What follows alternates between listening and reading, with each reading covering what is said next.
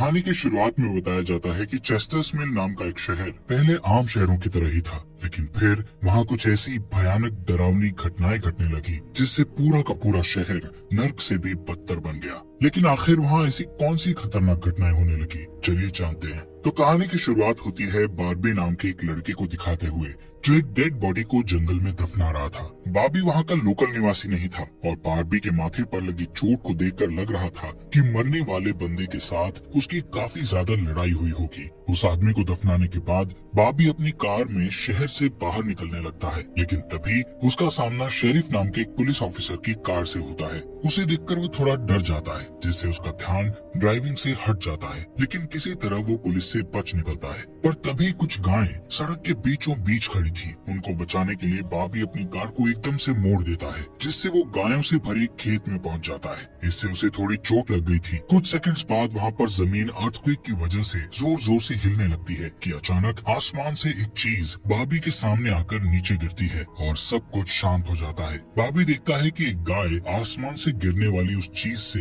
2 टुकड़ों में कट चुकी थी। वो डरा हुआ उस चीज को छूने लगता है तो उसे पता चलता है कि वो एक इनविजिबल वॉल है जो इतनी शार्प थी कि इसकी वजह से कई घर भी 2 हिस्सों में कट गए थे। तभी वहाँ जॉय नाम का एक लड़का आकर उससे पूछता है कि तुम ठीक हो या नहीं। वो भी उस इनविजिबल दीवार को देखकर शॉक्ड रह जाता है। दूसरी तरफ शेरिफ और लिंडा को खबर मिलती है कि उस पूरे टाउन की पावर सप्लाई कट गई है, फोन लाइंस बंद हो गई हैं और इंटरनेट भी काम नहीं कर रहा है। यहाँ तक कि सारे सैटेलाइट कनेक्शंस भी काम करना बंद कर गए थे। तभी शहर के ऊपर से उड़ रहा एक प्लेन उस इनविजिबल वॉल से टकराकर क्रैश हो जाता है, जिसे देखकर लोग और भी ज्यादा घबरा गए थे और ये बात कंफर्म हो जाती है कि ये सिर्फ एक इनविजिबल दीवार नहीं बल्कि एक राउंड शेप डोम यानी गुम्बद है जिसने आधे शहर को कवर कर लिया है। वहीं दूसरी साइड हम एक रेडियो स्टेशन पर फिल और उसकी असिस्टेंट डोडी को देखते हैं जो सिग्नल लाने की कोशिश कर रहे थे। वो दोनों थोड़ा कंफ्यूज थे कि अचानक सिग्नल क्यों चला गया। यहाँ पर फिल को लगता है कि ये अच्छा मौका है उनकी रेडियो रेटिंग्स को हाई करने का,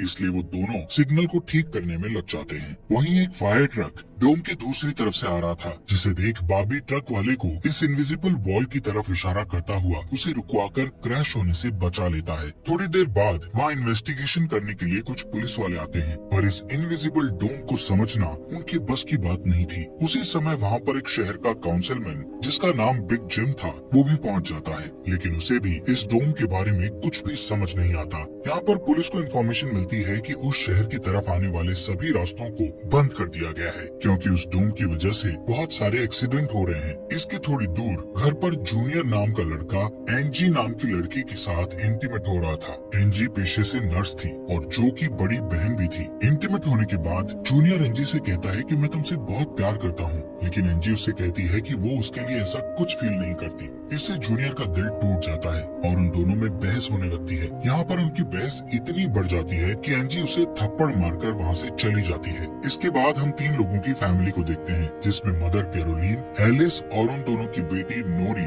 उसी टाउन की तरफ जा रही थी। उन्हें इस बात की खबर नहीं थी कि डोम ने उस टाउन को कवर किया हुआ है। दूसरी तरफ हम जूलिया नाम की एक इन्वेस्टिगेटिव रिपोर्टर को देखते हैं जिसका चेस्टर्स मिल शहर में बहुत नाम था। एक दिन एक औरत उसे एक सीक्रेट खबर देने के लिए कॉल करती है। वो औरत उसे बताती है कि उसने उस वीक चेस्टर्स मिल में प्रोपेन से भरे 6 ट्रक को जाते हुए देखा है और उसके हिसाब से इतनी बड़ी क्वांटिटी में प्रोपेन जैसे फ्यूल का शहर में आना किसी खतरनाक प्लान का हिस्सा हो सकता है। जूलिया उस औरत को इस बारे में इन्वेस्टिगेशन करने का वादा करती है, पर वो अपने काम में ज्यादा बिजी होने के कारण उस पर ध्यान नहीं दे पाती। वहीं बिग जिम रेडियो स्टेशन जाकर इमरजेंसी की अनाउंसमेंट करता है। कैरोलीन जो एलिस और नॉरी के साथ शहर में आ रही थी ये अनाउंसमेंट सुन लेती है, पर उन्हें लगता है कि ये किसी तरह का एडवर्टीजमेंट है, इसलिए वो इस अनाउंसमेंट पर ध्यान नहीं देती और उनकी कार डोम से टकराते टकराते बचती है क्योंकि उससे पहले दूसरी तरफ से आ रहा एक ट्रक डोम से टकराकर क्रैश हो जाता है, जिसे देखकर वो तुरंत अपनी कार की ब्रेक लगा देती है। इतने बड़े इंसिडेंट को देखकर नॉरी के दौरे पड़ने लगते हैं, जिससे वो बेहोश हो जाती है, लेकिन बेहोश होने से पहले वो किसी पिंक स्टार के बारे में कहती है। अब यहाँ से नोरी को जल्दी से हॉस्पिटल में ले जाया जाता है, जो कि टाउन में होने वाली घटनाओं से घायल हुए लोगों से भरा पड़ा था। वहीं जूलिया और बार्बी घायल हुए लोगों को हॉस्पिटल ला रहे थे। इसी हॉस्पिटल में जूलिया का हस्बैंड भी डॉक्टर था। वो उससे मिलने जाती है, लेकिन उस वक्त उसका हस्बैंड हॉस्पिटल में नहीं था। हॉस्पिटल में जूलिया को पता चलता है कि उसका हस्बैंड संडे को कभी काम नहीं करता था, पर वो जूलिया को हमेशा झूठ बोलता आ रहा था। हॉस्पिटल के बाहर हम बॉबी और एंजी को मिलते हुए देखते हैं। दोनों को साथ देखकर जूनियर के अंदर एक अलग सी जलन पैदा होती है। वहीं अब टाउन के बॉर्डर्स को सैनिकों द्वारा सील कर दिया जाता है। बहुत सारे साइंटिस्ट और एक्सपर्ट्स को भी इस अजीबो गरीब मुसीबत का असल कारण नहीं पता चलता। पर कुछ घंटों बाद बिग जिम प्रोपेन के बारे में बात करने के लिए शेरिफ से मिलता है। यहाँ पर उनकी बातों से हमें पता चलता है कि उनको इस डोम के बारे में पहले से थोड़ा बहुत पता था, पर वो इस पर खुलकर बात नहीं कर रहे थे। वहीं बॉबी को उस टाउन में एक दिन के लिए रुकना था, पर उसके पास ठहरने के लिए कोई जगह नहीं थी, इसलिए वो अपनी कार में ही रात बिताने का फैसला करता है। तभी जूनियर उसके पास आता है और उसे एंजी से दूर रहने को कहता है। धीरे धीरे उसकी बात धमकी में बदल जाती है। बॉबी हैरान होता है कि आखिर उसकी गलती क्या है। इसी बीच वहाँ जूलिया आ जाती है, जिससे वो झगड़ना बंद कर देते हैं। यहाँ से सीन शिफ्ट होता है और हम देखते हैं कि टाउन के ऐसे हालात से लापरवाह होकर एक जगह कुछ टीनेजर्स पार्टी कर रहे थे। इनमें जॉय भी था। जॉय एक लड़के से वहाँ के हालात पर बात करने लगता है, लेकिन अचानक जॉय को दौरा पड़ने लगता है और वो पिंक स्टार के बारे में बोलने लगता है,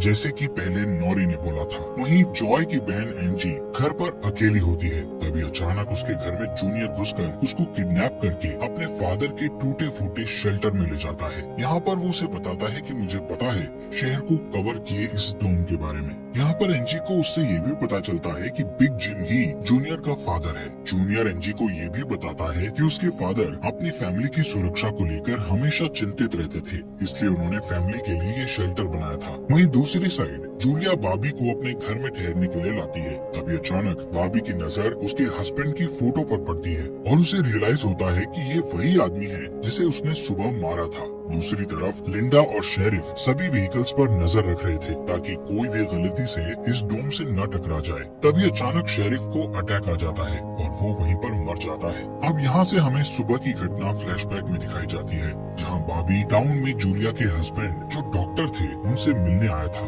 वो उनसे कुछ पेमेंट की बात करता है और डॉक्टर उसे पेमेंट देने से इनकार कर देता है, जिस वजह से उन दोनों में झगड़ा हो जाता है और एक्सीडेंटली बॉबी उसे गोली मार देता है। बॉबी जानता था कि भले ही उसने उसे गलती से मारा है, पर उसे इसकी सजा मिलेगी और इससे बचने के लिए उसने उसकी बॉडी को जंगल में दफना दिया। वहीं प्रेजेंट में सुबह उठकर बार्बी देखता है कि उसके गले की चेन गायब है, तो वो जूलिया से इसके बारे में पूछता है। जूलिया उससे कहती है कि वो उसकी चेन को ढूंढकर उसे दे देगी, पर तभी बॉबी को याद आता है कि वो चेन उस केबिन में ही गिर गया था जहाँ उसने उसके पति को मारा था। उधर जॉय अपने फ्रेंड बेन के साथ था, जिसने पिछली रात सीजर के वक्त उसकी मदद की थी।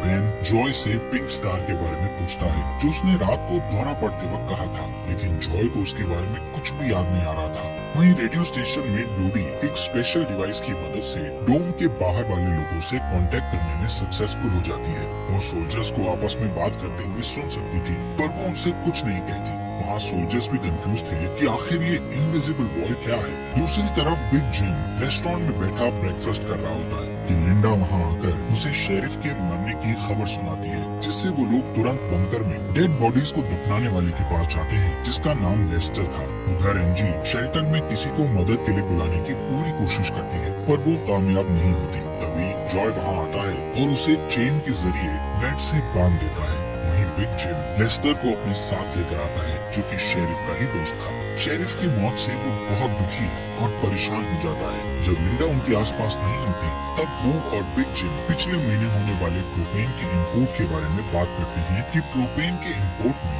उन तीनों का ही हाथ था और उन्होंने टाउन वालों से ये बात छुपाई थी। शेरिफ की मौत से ये कंफर्म हो गया था कि वो उनकी इन्वॉल्वमेंट के बारे में किसी को कुछ नहीं बता पाएगा, जो कि उनके लिए अच्छी खबर भी थी। उसी दिन बाद में लिंडा पुलिस स्टेशन आती है तो देखती है कि बिग जिम शेरिफ के ऑफिस में कुछ ढूंढ रहा है। लिंडा की पूछने पर जिम उसे कहता है कि वो वहाँ शेरिफ की वसीयत के पेपर्स ढूंढ रहा है, लेकिन असल में वो वहाँ प्रोपेन के इंपोर्ट से जुड़े पेपर्स को ढूंढने आया था, जो उसे और लेस्टर को परेशानी में डाल सकते थे। वो तुरंत बाहर आकर शेरिफ को बताता है कि मुझे लगता है वो पेपर शेरिफ के घर में होंगे, जिन्हें लाने के लिए वो लेस्टर को तुरंत उसके घर भेजता है। इसी बीच जूलिया जल्दी से रेडियो स्टेशन पर डोडी के पास जाती है, जहाँ वो देखती है कि वो लोग डिवाइस के जरिए डोम के बाहर खड़े सैनिकों की बातचीत सुन सकते हैं। उनकी बात सुनने पर जूलिया को पता चलता है कि वो लोग जमीन खोदकर डोम को बाहर निकालने की कोशिश कर रहे हैं, पर वो इस काम में कामयाब नहीं हो पा रहे हैं। इसके बाद जूलिया रेडियो के जरिए पूरे टाउन में डोम वाली खबर को फैला देती है, जिससे लोगों में डर पैदा हो जाता है और लोग घबरा जाते हैं। वहीं जॉय और बेन बॉर्डर के पास साइंटिस्ट को अपना काम करते हुए देखते हैं। साइंटिस्ट ये देखते हैं कि डोम के ऊपर पानी का क्या असर होता है, पर उन्हें ज्यादा कुछ समझ नहीं आ रहा था, जिससे वो किसी नतीजे पर नहीं पहुंच पाते।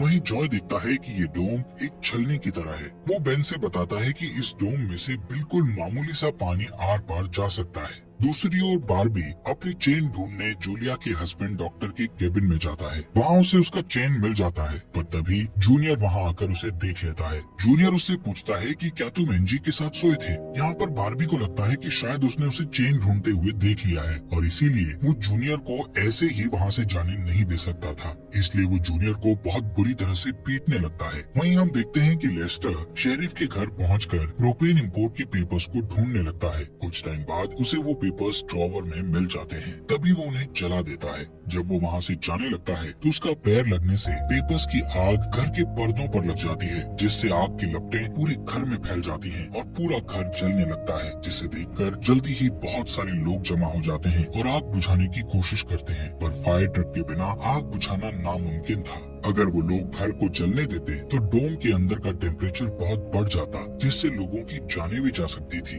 इसलिए सब मिलकर आग बुझाने में लग जाते हैं। भाभी लोगों को आग बुझाने में लीड करता है। तभी लिंडा को घर के अंदर से लेस्टर की चीखने की आवाजें सुनाई देती है। वो अंदर जाकर उसे घसीट कर बाहर निकाल लाती है और इलाज के लिए डॉक्टर के पास भेज देती है। यहाँ पर लोगों को आग बुझाने में 1 घंटे के बाद भी कामयाबी नहीं मिलती, उल्टा आग और भड़क जाती है। आखिर में जिम लोडर लेकर आता है और घर को गिरा देता है। तब कहीं जाकर आग शांत होती है। इसके बाद सारे थके हुए लोग इकट्ठा होते हैं। उनमें से पॉल नाम का एक पुलिस वाला फ्रस्ट्रेट होकर कहता है कि हम सभी लोग इस डोम से कभी भी बाहर नहीं निकल पाएंगे, क्योंकि ये डोम आग से जो धुआं निकला है उसे बाहर नहीं निकलने दे रहा। वो कहता है कि हम सभी इस डोम के अंदर ही मरने वाले हैं। इतना कहता हुआ वो हवा में गोली चला देता है, जो कि डोम से टकराकर एक दूसरे पुलिस वाले को लग जाती है और वो तुरंत मर जाता है। यहाँ पर पॉल को अरेस्ट कर लिया जाता है। अंधेरा होने पर जॉय और उसके दोस्त स्केटिंग के लिए जाते हैं। तभी वहाँ पर नोरी जॉय के पास आकर उसे कहती है कि उसे अपना फोन चार्ज करना है। जॉय उसे अपने घर ले जाता है, क्योंकि उसके घर में जनरेटर था, जो कि उस टाउन के गिने चुने घरों में ही था। उधर लिंडा पॉल को जेल लेकर आती है।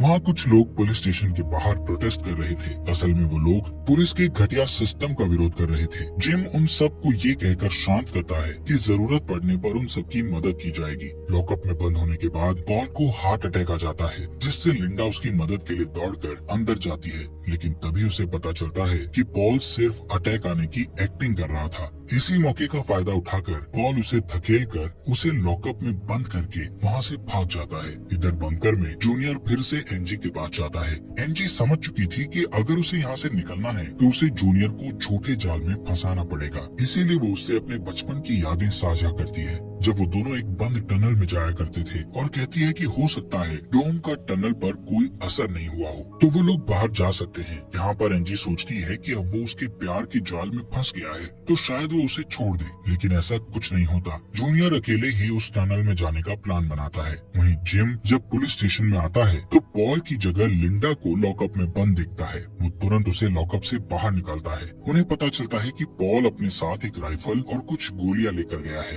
लिंडा तुरंत उसकी तलाश में जंगल की ओर निकल जाती है, क्योंकि उसे पता था कि पॉल अक्सर शिकार करने जंगल की तरफ जाया करता था। वहीं जिम पॉल को पकड़ने के लिए एक टीम तैयार करता है। उधर रेस्टोरेंट में बैठी कैरोलीन को नॉरी की फिक्र हो रही थी, क्योंकि वो पिछली रात अपनी दोनों मदर्स को बिना बताए जॉय के घर रुक गई थी। वहीं जिम लोगों से पॉल को तलाश करने के लिए उसकी टीम ज्वाइन करने को कहता है। वो बाबी से भी उनके साथ चलने को कहता है, क्योंकि वो आग बुझाने में अच्छा लीडर साबित हुआ था। इसके बाद वो लोग जंगल में जाने लगते हैं। रास्ते में बार्बी अपनी खूबियां दिखाता हुआ उनसे कहता है कि वो मिलिट्री में भी रह चुका है। वहीं दूसरी ओर जूलिया जूनियर को टनल की तरफ जाते हुए देखती है। वो उसे रोककर पूछती है कि वो बैग पैक करके कहाँ जा रहा है, लेकिन जूनियर बहुत जल्दी में था और वो नर्वस भी था। वो कहता है कि मैं बस यहीं पास में अपने दोस्त से मिलने जा रहा हूँ। इससे जूलिया का शक उस पर और भी बढ़ जाता है और वो उसका पीछा करती हुई टनल तक पहुँच जाती है। उधर जॉय के घर पर जॉय और नॉरी साथ में नाश्ता कर रहे थे।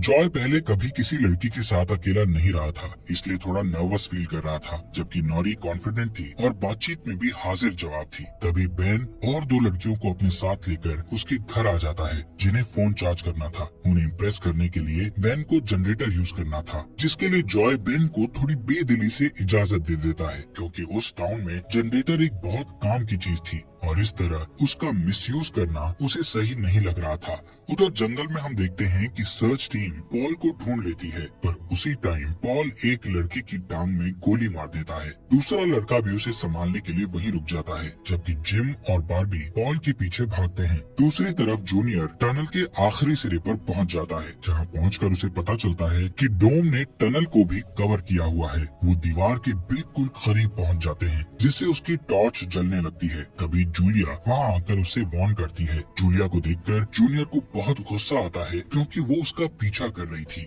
इस बात से जूनियर पागलों की तरह उस इनविजिबल वॉल को मुक्के मारने लगता है, जिससे जूलिया उसे रोकती है। फिर दोनों बैठकर बात करने लगते हैं। जूलिया उसे बताती है कि अपने पास्ट में की गई एक गलती की वजह से वो जर्नलिस्ट की इस बेकार सी जॉब में फंस गई है। उधर जॉय का घर लोगों से भर जाता है, जो अपनी अपनी जरूरत के लिए उसके जनरेटर को यूज करने के लिए आए थे। एक बदमाश लड़का लोगों से जनरेटर यूज करने के बदले में पैसे वसूलने की कोशिश करता है, जो कि उसका था ही नहीं, लेकिन उसके खिलाफ बोलने की किसी में हिम्मत नहीं थी। ये देखकर नॉरी सब कुछ हैंडल करने के लिए आगे बढ़ती है, पर मामला और भी ज्यादा गर्म हो जाता है। लेकिन इससे पहले कि कुछ गलत होता, तभी लाइट ही चली जाती है। नॉरी इस बात से बहुत खुश होती है कि जॉय ने उस बहस में उसका साथ दिया। वहीं जंगल में बॉबी और जिम पॉल तक पहुंच जाते हैं, पर पॉल ने अपनी राइफल निकाल रखी थी, जिससे वो जिम को मारने ही वाला था कि तभी पीछे से लिंडा आकर उसे शूट कर देती है। दूसरी साइड कैरोलीन जॉय के घर जाकर अपनी बेटी नोरी से मिलती है। वो नोरी से कहती है कि उसे थोड़ा जिम्मेदार बनना चाहिए। उसकी डांट सुनकर जॉय और नोरी